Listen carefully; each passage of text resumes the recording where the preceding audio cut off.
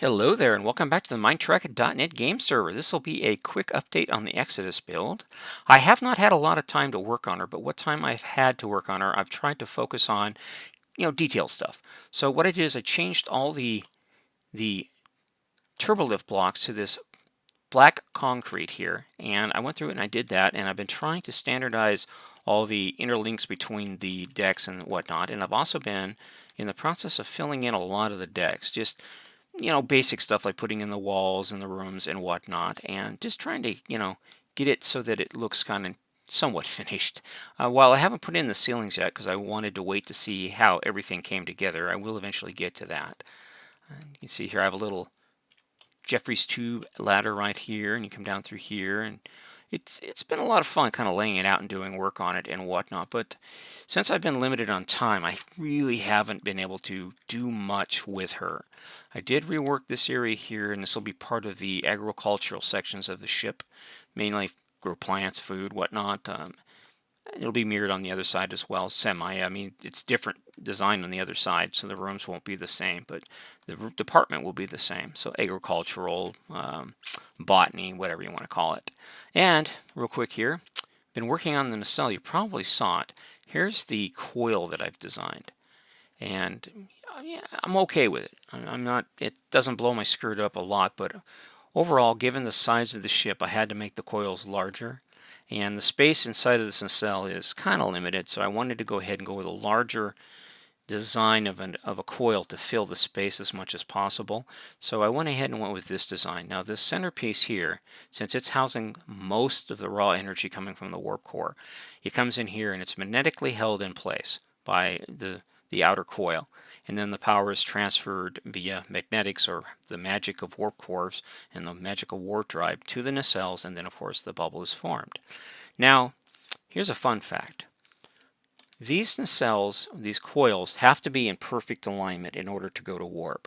If they're out of alignment so much as a fraction of a meter, a nanometer, a micro inch, the ship will not efficiently run in warp. In fact, it could possibly fail to create a bubble. So in the old days, they had to manually align these things. That's why the original TOS, they had so many engineers on the ship, because after every major jump, every so often they have to come in and realign the coils. Here's a fun fact about these coils.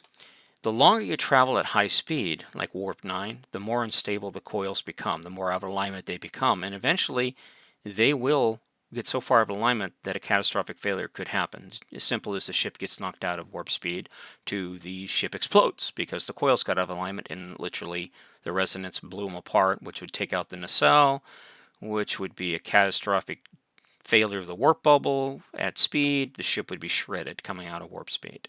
So these systems are much more modern and they're a lot more automatically aligned, but still they have to be occasionally manually aligned. And that is kind of why I designed them this way. So you can tell if they're in alignment, and if they go out of alignment, say if you're jumping around space at warp 9 consistently, you're going to need more maintenance on them. And that stands for all warp coils on all ships.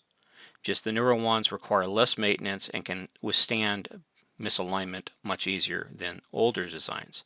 But this is the design I went with. I'm happy with it. I mean, like I say, it doesn't really blow my skirt up, but it works, it's functional, and it's unique.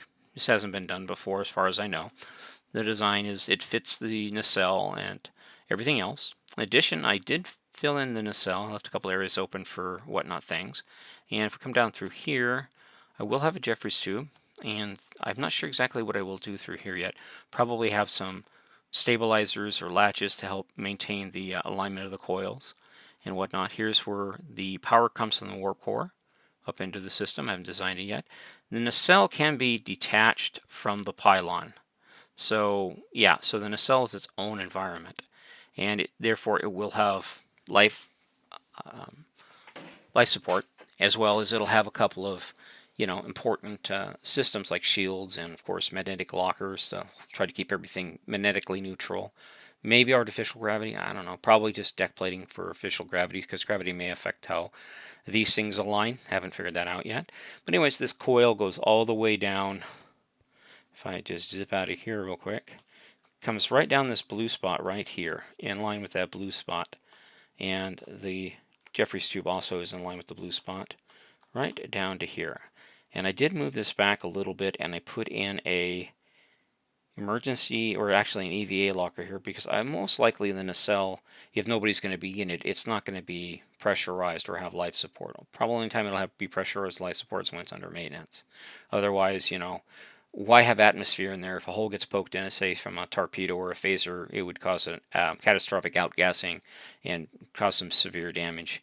In fact, I really don't know why you would keep atmosphere in a ship that's in combat. My logic would be you would put everybody in spacesuits and vent the air, so if the ship took a hit, it would you know, there's nothing to conduct an explosion because there's no air, so the ship would just get hit and, you know, do those kind of things.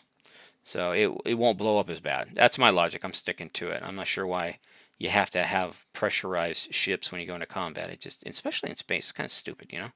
Anyways, that's pretty much it. Done much more than what I've shown you. Again, filling in some of the upper areas and whatnot, working my way through the ship, trying to find little things and knickknacks to fix and address. But the main thing was getting the turbo lift color standardized and getting the areas between the decks with a standard look. And that is harder than you think, trust me.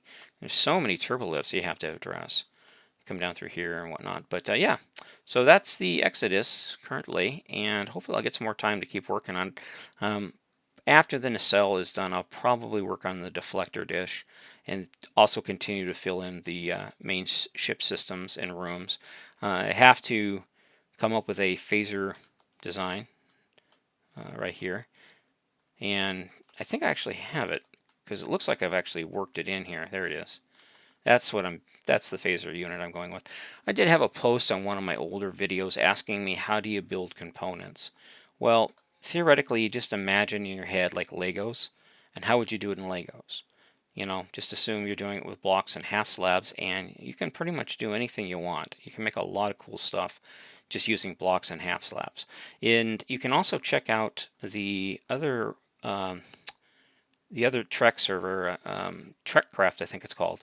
There'll be a link in the description below. Those guys are pretty good with coming up with components as well. In fact, some of them are really impressive component designs. So you gain a lot of information from hanging out with those folks as well and checking out what they do. But anyways, I do appreciate you taking time to watch. Again, this is the Minetrek.net game server, and this is an update on the Exodus build. Y'all have a great day. Talk to you soon. Bye-bye.